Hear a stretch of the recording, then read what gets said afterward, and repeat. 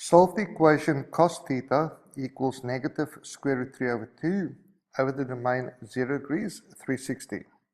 Again, quickly for explanation, there's my cos graph. My cos graph looks like this, starting at 1, coming down first quadrant, second quadrant, third quadrant, fourth quadrant. So there's my 4 quadrants. The cos of theta is negative, square root 3 over 2, so it's down here somewhere. If I go, I'm going to have answer in my second and in my third quadrant. Okay, what is those answers? What makes this a little bit different is you might get a question like this in your non-calculator exam. Okay, when it's in a non-calculator exam, you should realize that this is maybe something to do with my special triangles, which means 30 degrees, 45 degrees, or 60 degrees. Before I get there, we're going to do exactly the same thing. So it's the same step. First of all, your cast diagram. So my cast diagram, I say the cos of theta is negative. Where's the cos negative? If it's positive in my first quadrant and in my fourth quadrant, then it will be negative in my second quadrant and in my third quadrant. So I'm going to have two answers from 0, 180, 360. Okay, so from 0 to 360, I'm going to have two answers. Second quadrant, third quadrant. And there it is, second quadrant, third quadrant. Okay, so it happens in my first quadrant and in my third quadrant.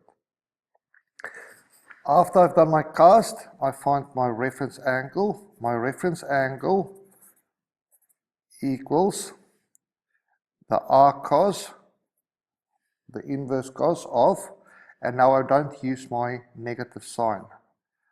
I just say square root 3 over 2. If this is a non-calculator question, you need to know that this is a special triangle. My special triangles look like this. I have two of them. I have my 30, 60, where this is 1, 2 square root 3, or I have my 45 degree triangle, which is 1, 1 square root 2. So when I'm talking about the cos of square root 3 over 2, it looks like I'm working with this triangle.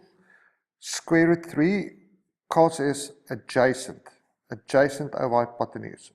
So the adjacent to square root 3 is 30, so my reference angle is 30 degrees without the use of a calculator. Now that I have my 30 degrees, what it means is if this was in my first quadrant, this would have been 30 degrees, which means that this is 30 degrees and this is 30 degrees. So to know what's the position of this line, okay, so to know what theta is from there, to know what that is, we will say it's 180 and it's going into the negative direction. So it's minus 30 degrees, which means that that angle is therefore 150. Or theta equals in this quadrant, in the third quadrant.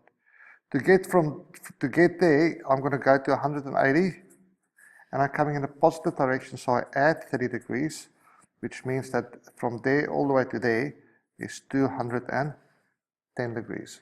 So therefore theta's got two answers, 150 degrees, 210 degrees, and it's all my answers.